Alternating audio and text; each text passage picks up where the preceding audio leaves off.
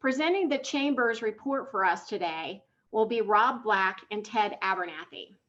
Rob Black is the president and CEO for the New Mexico Chamber of Commerce, which works to unite New Mexico business, the community of business, to make our state a leader in industry, innovation, economic competitiveness, and quality of life.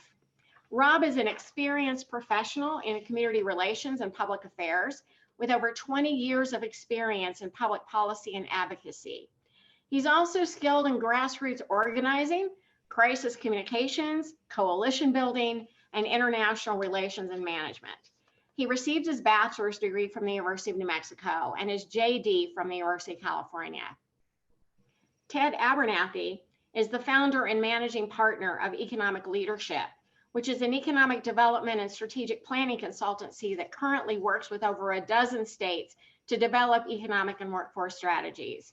Ted has over 35 years of experience in directing economic and workforce development programs, along with strategic planning and reimagining future competitiveness. He received his bachelor's degree from the University of North Carolina at Chapel Hill, his master's from Johns Hopkins University, and is a graduate of the Economic Development Institute and an Eisenhower Fellow for Global Economics. So it's my pleasure to welcome Rob Black and Ted Abernathy. Gentlemen, over to you, and we look forward to learning more. Thank you. Thank you, President Stokes. We really appreciate being here and the opportunity to speak with you today. There's a lot of friends on my screen and a lot of new people as well. So we look forward to the conversation. And a thank you to Lisa and the UNM Rainforest Innovations team for putting this together and all of the work that they've done in collaboration with us in helping build the report that you'll hear about today. So with that, I want to get into it so that we can get you this information. So I will share my screen now. I see Ted is hanging out up at the top with me on the screen.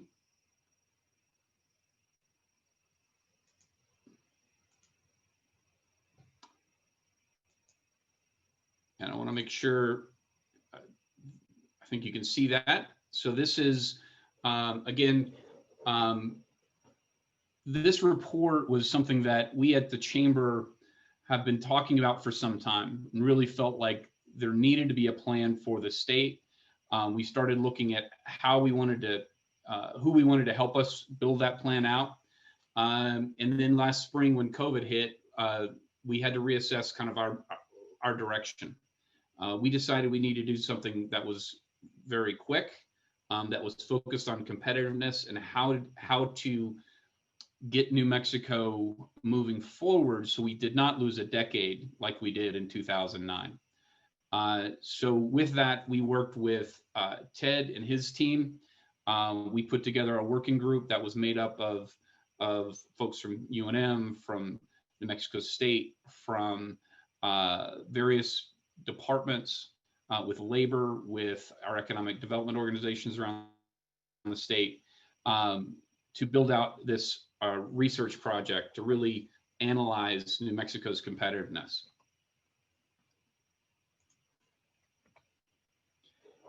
As part of that research, we did both quantitative and qualitative research.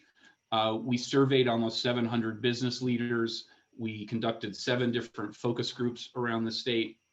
And what came out of that research were the areas when we were asking about where are we doing well, where are our challenges. From the business community's perspective, quality of life is one of the things we're most satisfied with. The availability of energy, reliability of the energy, and the affordability were high marks. Our infrastructure, frankly, around water and sewer as it relates to commercial activity, also received high marks. Where we were lacking, where we needed to do some more work, was availability of workers, our tax structure, cost of healthcare and insurance. And what really stood out for us was the state of government regulations that were impacting our businesses. And when we looked at workforce and dug in a little there, what really stood out again was soft skills, the ability or employability skills, the ability to work in teams, those sort of challenges, and then the overall number of folks that we had to work with as a business community. And again, as I said, the regulations, state regulations, far and away, when we talked about the challenges for New Mexico, stood out from our survey work and our focus group work. The idea of really working to improve the state's overall financial sustainability, and that looked at the need for diversification away from oil and gas, the need for that high quality education for the workforce, and then looking at how do we partner better with government, with other institutions around infrastructure development. This is this helped gauge, again, kind of that intensity of feeling for our survey work. Again, as you see, reviewing regulations to make them more business friendly, just off the charts on the top. And the number two one was, again, stay out of the way, let the market work. So the top two pieces were really around that business regulation component that we found was really difficult for New Mexico businesses or businesses wanting to relocate here to be able to deploy their capital efficiently. In our focus groups, the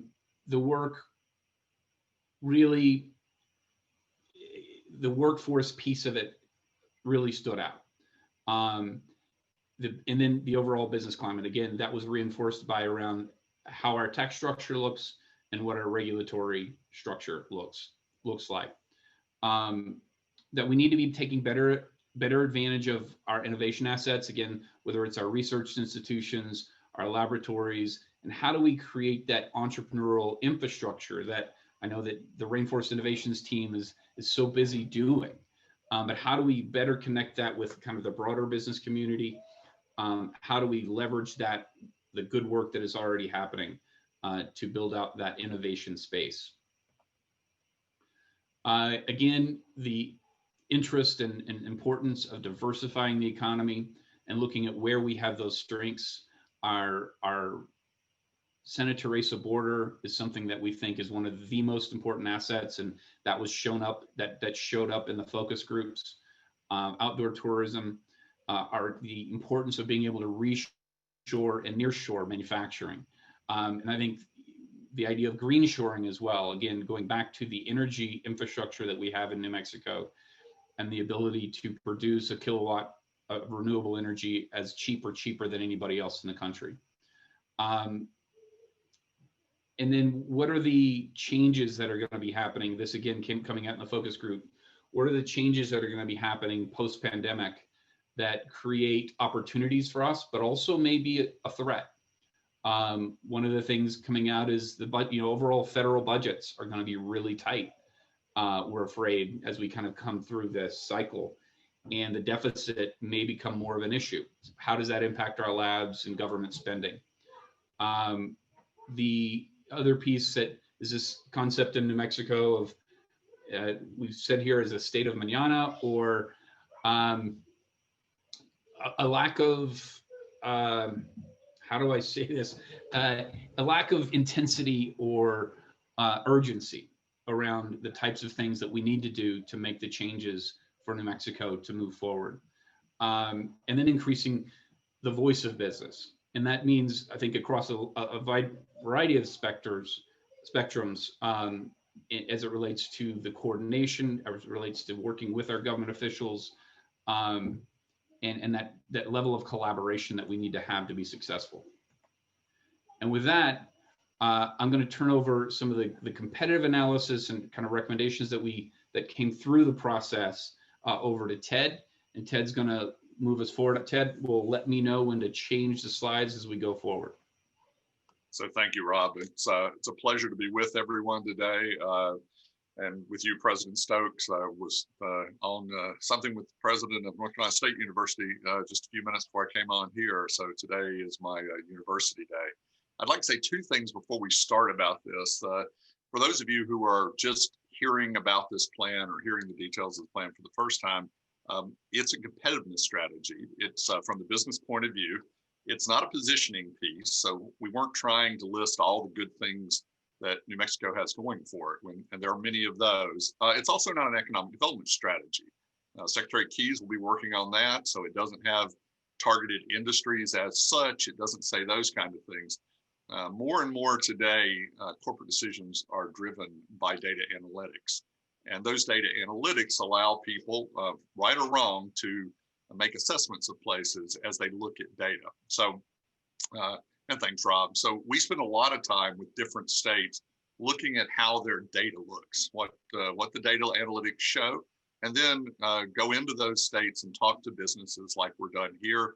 Wide variety of businesses. The focus groups covered a lot of different fronts, and try to add the quantitative and qualitative things together to try to figure out what the state can do to increase its competitiveness from outside. So inside, there'll be a long list of things to do, and we'll get to that. But this is about how does the state stack up competitively. So next slide. So when we talk about competitiveness, every year there's a survey done by area development. They've done it for 34 years, and they talk to site selectors, the people who locate businesses, and to corporate site selectors inside companies. And they say, what are the most important things? What determines it? And every year it's around 4 groups of things. Near the top is workforce and education.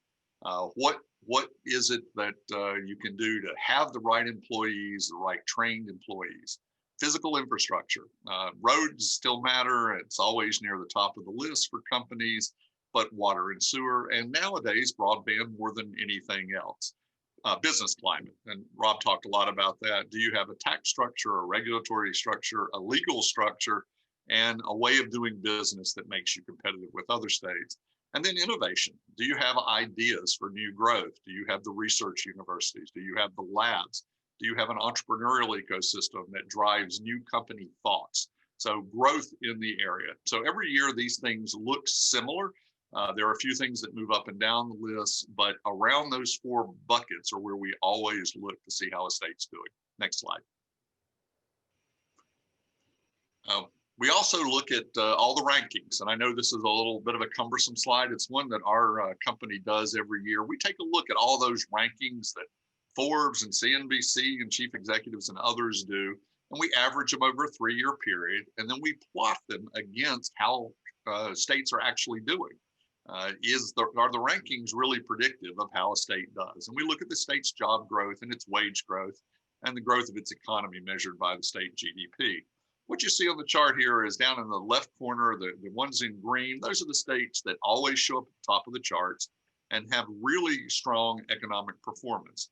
Up in the top red are the states who score low, usually on many of the rankings, and the performance isn't good. You can see where New Mexico is, and if you look around the bottom, its rankings typically are in the low 40s on average. They're up and down. We use a lot of averages because different groups measure different multi-factors.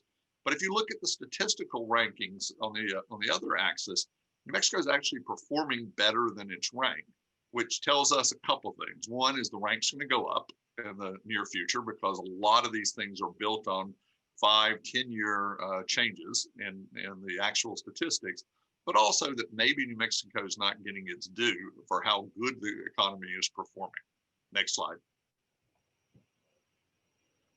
This is New Mexico's annual job growth in the red line plotted against the nations. And you can see coming out of before the last recession, before the Great Recession in 2008 and 9, New Mexico was outperforming the nation. It had the same issue that everybody else did with a big drop during 2008 and 9. Coming out of the recession didn't do quite as well. A little bit better in recent years, but that lag coming out of the recession is what Rob mentioned as sort of that decade lost as you came out. As the world started to change and economics started to change, it took a few years for New Mexico to start to catch up. Next slide. If you look back over that 10-year period, it wasn't one industry. If you look at the total, the state grew at about 1/3 the national rate in terms of employment growth. Construction, even lower than that. There was actually a net loss in manufacturing over the 10-year period. Very little gain, 1% in trade, transport, and utility, where that sector grew by almost 30% nationally. Slower growth in financial and business services and the white collar. Health and education still lagged the nation, as did leisure and hospitality. And government jobs also lost where they stayed about stable nationally. So it isn't one thing. It isn't that one thing changed. It's that a lot of things changed. Go ahead, Rob. I'm happy to have you anticipate. So we look at 5-year and 1-year trends and the overall ranking. And you can see that over the 10 years, New Mexico's performance was in the bottom 10 states in the country. A little bit better in the last 5 years, and GDP growth over the last 5 years puts you right in the middle. Next. And is also the case with every state that we look at in the country, it's uneven within the state. So New Mexico did different from different states in America, but different parts of New Mexico performed differently. You can see that a few of your counties performed above the national average in job growth over the last 5 years, but a lot of counties, the red ones, actually had net negative or lost jobs during that period of time. This isn't unusual. We've had a trend in America where more of the jobs have been concentrating in urban or near urban areas, and rural areas of the country have seen job flight. Part of that is just the nature of the types of jobs that were concentrated in rural America. But a lot of it now is the data analytics drive density of workforce. And so companies are moving where they can find workers in bigger numbers, and that drives them to more dense areas. Next slide.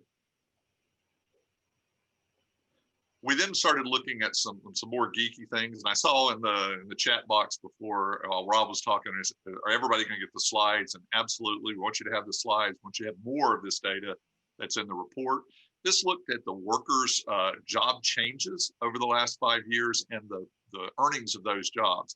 And you can see the ones in the red on the left are places where jobs dropped during the last 5 years, and the price, the wages. So retail sales jobs went down and they were pretty low wages, but oil and gas and mining jobs went down, utility jobs went down, much higher wages. You can see where the job growth has been, the highest wages in professional and technical services, middle wages in healthcare. And so this begins to paint the current inertia toward new jobs. Next slide. Again, a complicated chart, but when we start measuring the quality of an economy, we look at the GDP per capita of that economy. What's the output? And then how has that output been changing? And so this maps where states are that have high GDP and also where the trend is. So up in the top right-hand corner are the states where they have high GDP and it's growing. So places like California and Washington, Massachusetts, North Dakota. And then there are places where most of the states fall are in lower GDP, but also declining, where you're not having as much output. And this is one of those charts that worry us, and a place where we hope to try to help the state be more competitive for more higher wage jobs. The reason we care about this is the next slide. Next slide, Rob. And that is that per capita GDP is very correlated to per capita income. So as you're trying to raise the incomes in your state, you're trying to focus on trying to get the per capita GDP up. And you can see where New Mexico ranks. You can see where other states rank along the bar. This is tied to a lot of other socioeconomic factors. If you look at the next slide, you can see that crime and poverty rates are tied closely together. And New Mexico ends up with very high poverty rates compared to a lot of states in the country, and also higher crime rates. Many sociologists could figure out exactly what the outcome of this is, but as a guy who focuses on the economic numbers, we want to try to raise that per capita GDP to raise the incomes of New Mexicans so that they can have a better quality of life. Next slide. And we also every year do a multi-factor analysis based on manufacturing. We do it for a couple of the manufacturing associations in the country. And as I showed you, the 5-year output for New Mexico was a loss in manufacturing jobs, but we showed New Mexico actually performing sort of in the middle of the group of states in the competitiveness. The overall highest thing was infrastructure, and you saw that the focus groups and others thought the infrastructure, the survey was pretty good in the state, and that was what our data would show also. Where it showed the weakest thing was in workforce. And this looks at about 55 different factors and does an analysis of that. So it gives you an area to focus on to try to strengthen the manufacturing. And it's an area we think that the state could be much more successful in. Next slide. So we end up with a lot of data, and there's a whole bunch more that Rob and his compatriots have been combing through over the last group of months. But two major challenges come to the forefront. The first is to improve the overall business climate, workforce skills, and infrastructure to better compete for jobs and investment. The percentage job growth is down among the neighbors, not one of the better ones, and percentage GDP growth is also the lowest among neighboring states. The second challenge, next slide, whoops, I'm sorry, and within that we're looking for opportunities. So for instance, technology jobs may be an opportunity for New Mexico, currently growing at just half the national average over the last 5 years. But it's a mixed bag for your neighbors. You see them over on the right. Some of them, like Utah and Arizona, growing fast, but Oklahoma losing tech jobs, Texas not growing as fast as New Mexico.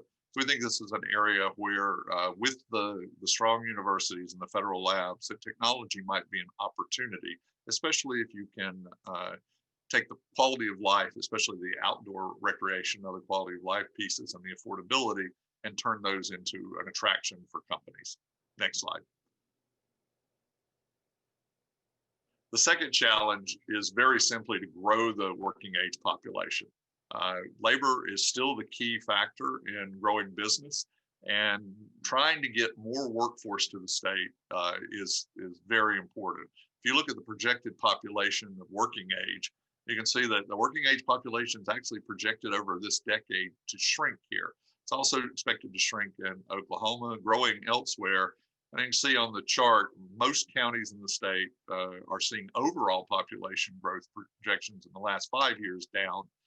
This going forward and trying to increase the working age is the second big challenge, and one that needs some attention. Next slide. This is the projected population growth overall, and you can see under 20, pretty low, 20 to 50, and that sort of prime working age, limited growth. Where most of the growth in New Mexico comes from is people over 50. And I'm over 50, as you might can tell. I'm a big fan that the right type of retirees in a community bring great energy and sometimes economic benefit, but you need a mix in a state. And in order to attract companies to be there, you're going to have more working age workers available. Next slide. We also took a look in the project about what we thought were the post-COVID next new normals, and remote everything, once referred to as the death of distance, is going to be more common. So remote shopping, remote entertainment, banking, exercise, and remote work. Relocations are more common from larger, more expensive metros to more affordable places. Reshoring is going to accelerate, and nearshoring to Mexico will also accelerate. The connectivity between places and Mexico will be important. There will be technological disruptions as there have been, but they will continue to accelerate. Federal government, as Rob mentioned, is going to have some hard choices. The stimulus packages were the biggest in history. There may be another one coming, and that's pushed the federal debt up. So there'll be hard talks about that in the coming years. And then we think that the state competition continues to go up because data analytics is creating those winners and losers when you do analysis. And so there's always need for continuous planning locally. Next slide. We also looked at what we thought the opportunities might be for New Mexico as we go forward. So emerging technology companies that align with the state's research strengths is an obvious first opportunity. Building a talent attraction strategy, highlighting the state's natural beauty, its affordability, its outdoor recreation, and diversity is almost a perfect sell to young professionals seeking new living options around the country. We think you can target existing company supply chains and take advantage of the state's proximity to Mexico. Strengthen short-term retraining and work experience to transition citizens to more in-demand occupations. We know there's been quite a bit of disruption, so some of the jobs won't come back, and there'll be opportunities for new. Extend the opportunity to underserved communities, and whether that's exiting military or exiting corrections or people who are currently underserved and with high unemployment. I think you have to extend that opportunity to extend the workforce, and then continuously use data analytics to identify the actions that will improve the competitiveness. Next slide, Rob. We then did a bunch of work on best practices and shared it with the team at the New Mexico Chamber, and then created a strategic action agenda. This is an agenda that lays out some opportunities about what could be done. It doesn't, again, go back and say everything that's already being done. So we didn't talk about the fact that the University of New Mexico is engaged in all of this. They are, and that's a great advantage, but we didn't need to say that, or the fact that you had some entrepreneurial programs that are very successful in play. We looked for things that would make you more competitive. So to address that challenge of insufficient skilled workers, to increase the overall labor pool, to improve the number of workers with ready work skills and in-demand middle skills, to extend opportunities to underserved communities and populations, to try to address the top concern of stakeholders to improve the regulatory climate. We want to make New Mexico a regulatory environment that's among the best in America. We have strategies for that. We want to take advantage of the location to strengthen the state's infrastructure, to acknowledge the rapid change and try to take advantage of emerging technologies, especially through entrepreneurship and small business. And then finally, to align the business needs, higher education assets, and the government's efforts to grow the economy and amplifying the voice of business. This is a report for the New Mexico Chamber of Commerce, and also to create forums for ongoing collaboration. So to the specifics, Rob, next slide. We came up with 17 strategic action around those priorities that will take work together. It'll take collaborative capacity from people willing to take intentional actions. So first, to increase the labor pool, a fund for talent recruitment has become one of the most popular tools in the country to outreach programs to attract young professionals. Ask the legislature to explore the creation of one or more targeted incentive programs to attract professionals with the skills they need in the state for targeted industries. We also think there might be an additional program to attract people that would want to live in rural parts of the state. Next slide. Third around labor is to look at the Arizona model for recognizing out-of-state occupational licenses, making it easier for people who want to move. So a registered nurse or someone else with a different occupational license could move easily to New Mexico. And that model seems to work well for Arizona. To provide specific state income tax exemption for military retirement pensions. Exiting military are highly skilled and highly prized, making it as attractive as possible to keep them in your state is important. To create scholarships for first-generation college students. First-generation college students can be rooted in New Mexico and are likely to stay.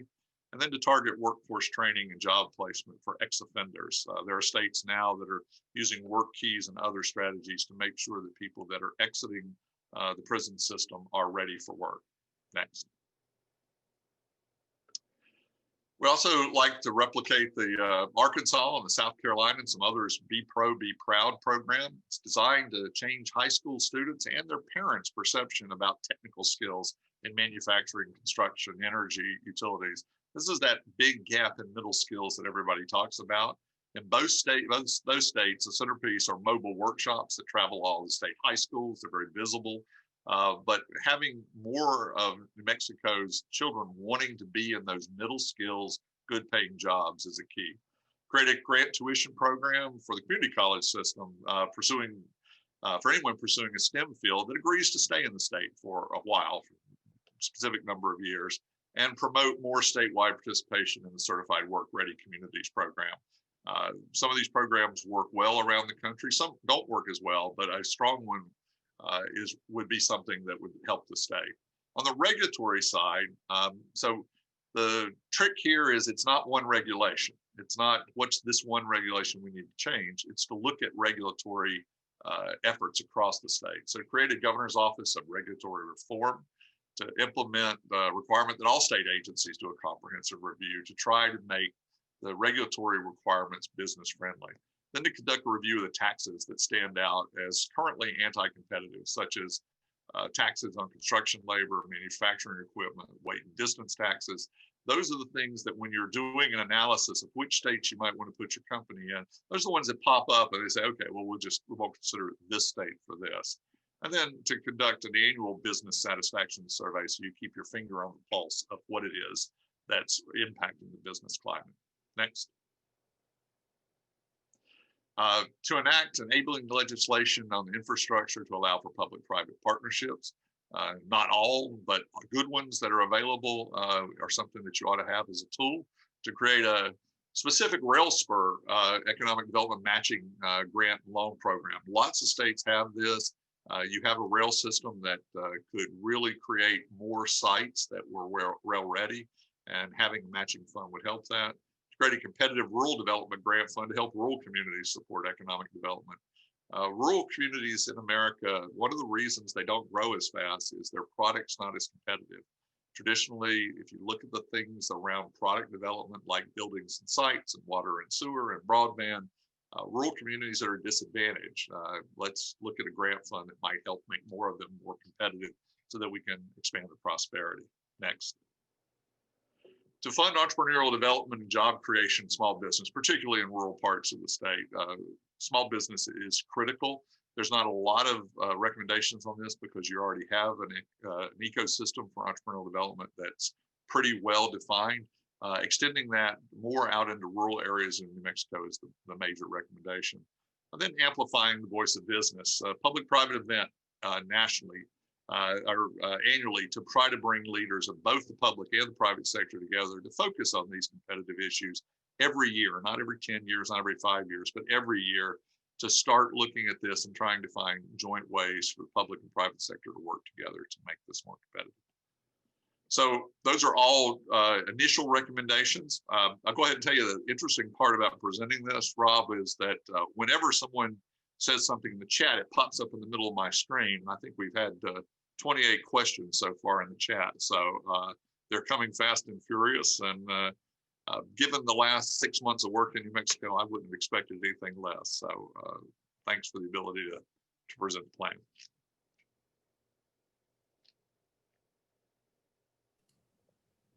So I think, Lisa, do we have a little bit of time for, do you want to do some questions?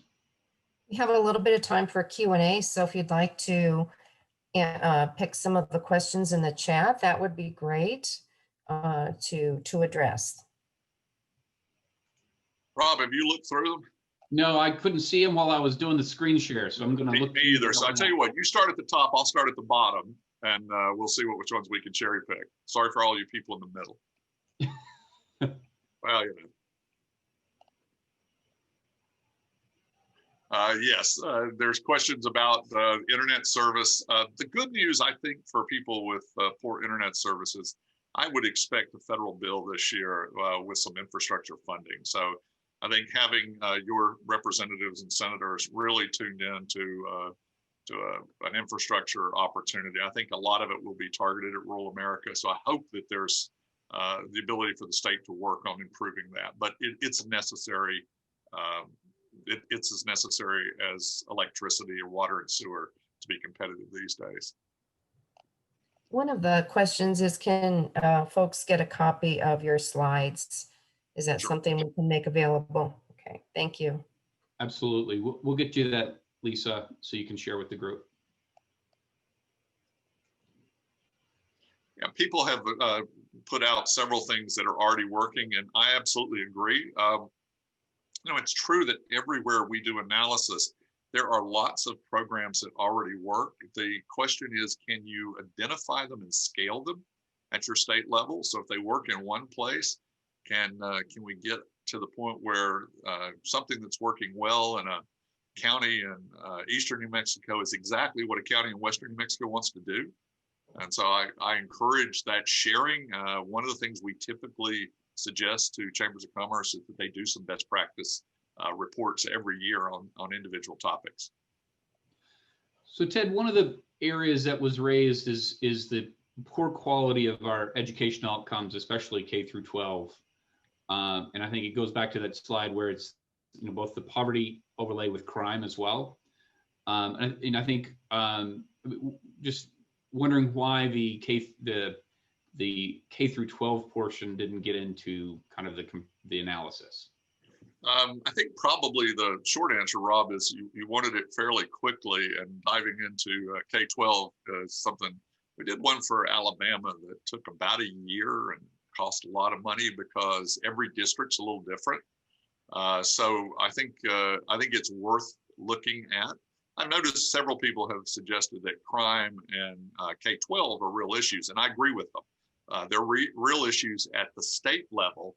Where they become important is they use state numbers as a filter to look at local places. And so it's much more important to know the local crime statistics and the local outputs of both the K-12 public systems and the private opportunities.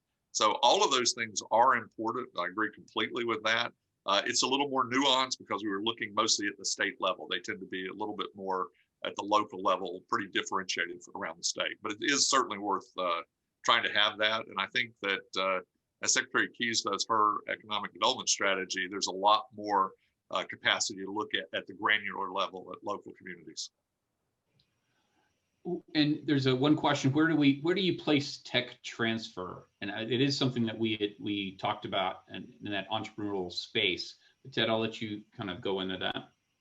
Yeah, important if it's being done, and if it isn't being done to the level it should be, then everybody should do more. But tech transfer tends to be a product of 2 or 3 factors. One is, are the ideas coming out? Do you have the programs and the motivated schools and professors and labs that are all trying to get ideas out into the public?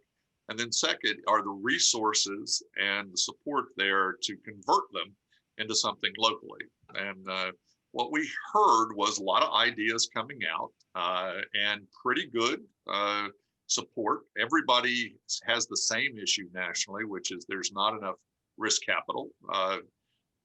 We always, if I was there, I'd be up on a stage right now, and I would get to do the thing where I hold my hand at my head and say, this is how much risk capital California has. And then I'd go down below my knees and say, this is how much risk capital Massachusetts has. And then I'd go down and put my hand on the floor and say, that's where the rest of us typically are. It is an uneven thing, and finding the right capital for taking a good idea through the first stage and then through the mezzanine stage is a trick that is very difficult. But the first thing is to try to encourage the universities to really want to do it. And if they're there, then it's trying to find that capital that allows the ideas to be done. But it's important because that's where new big companies typically start from. So another question: what does New Mexico have in natural resources that could be offered to bring companies that could be exploited by companies to develop those resources? Well, you certainly have energy resources, both old energy and new energy resources. So that's part of it. I think if I'm reading the question a little bit, but the natural resources to bring people are the beauty, the outdoor recreation, the diversity of landscape. And so I think all of those are part of what millennials, the first millennials turned 40 this year. So millennials are entering that middle of their life period where they're buying a house and they're raising a family, and they still like the outdoor recreation. They want to own a home. So I think that natural beauty, New Mexico is gorgeous. Anybody who drives through it or goes to it knows that. And outdoor recreation was a big part of how Colorado positioned itself as it started to grow about 25, 30 years ago. I think it's a position that New Mexico can take advantage of. On the other side, your other natural advantage is your location. You are in a part of the country that's growing pretty quickly. You're in a part of the country that's connected to Mexico, where we expect supply chains to get a lot more intense. So I think that positioning is also part of your nature. And I would also say, I think the diversity of New Mexico's populations, the cultural diversity, is something that from a corporate 100 company, corporate 500 company, that is going to be really important. I know that Mitzi's been talking about making New Mexico and Anderson School a real focus around being a leader in that space, because we already are. And then how do we kind of leverage that? And so I do think that's another, while is that a natural resource? I'm not sure. It's our people, but I think it is something that also, if we position ourselves well with that, it could be a real asset for us going forward. Yeah, I agree with you, Rob. Let me just say to Mr. Dunaway, he said it's very similar to something they had in the mid-70s. I always tell people lots of the analysis looks exactly like the analysis. I go back to 1980 was my first job, and workforce has always been an issue. Soft skills have always been an issue. The states that are really competitive are the ones who devote energy and collaboration to trying to address some of those issues. So it's no magic. The only magic today is the data is easier to get, and it's easier to compare quickly. That's about the only difference. You still have to have many of the things you've always had. So I agree with Mr. Dunaway.